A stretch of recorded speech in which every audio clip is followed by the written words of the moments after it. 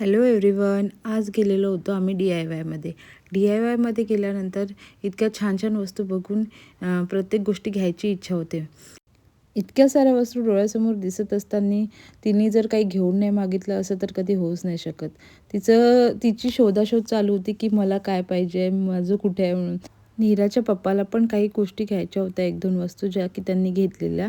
आणि शेवटी नीराला तिची वस्तू सापडलीच. तिची डिमांड होती फक्त बबल गनसाठी आणि ते तिने शेवटी घेतलीच. स्पेशली DIYमध्ये मी घ्यायसाठी आली होती सॉक्स, आणि इथे इतके छान छान सुंदर सुंदर सॉक्स होते. अशा प्रकारे शॉपिंग करून घरी आल्यानंतर एकदम सोपी आणि झटपट बनवणारी रेसिपी मला बनवायची होती. तर माझ्या डोक्यात आलं की आज सोया कबाब बनवायचं.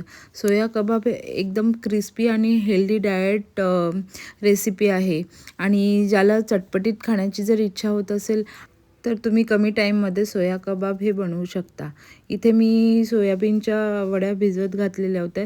त्यांना मी मिक्सरमधून पेस्ट करून त्याच्यामध्ये कांदा वगैरे, मसाला वगैरे सर्व टाकलं आणि नंतर मग बेसन टाकून त्याला छान असं पैकी मिक्स करून घेतलं.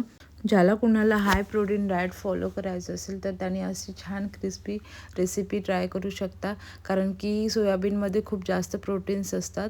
आणि इथे मी छानपैकी असे छोटे छोटे कबाब करून घेतलेले.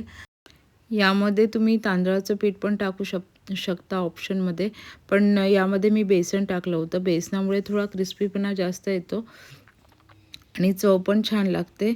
आणि इथे माझे मस्त कबाब रेडी होऊन तयार होते.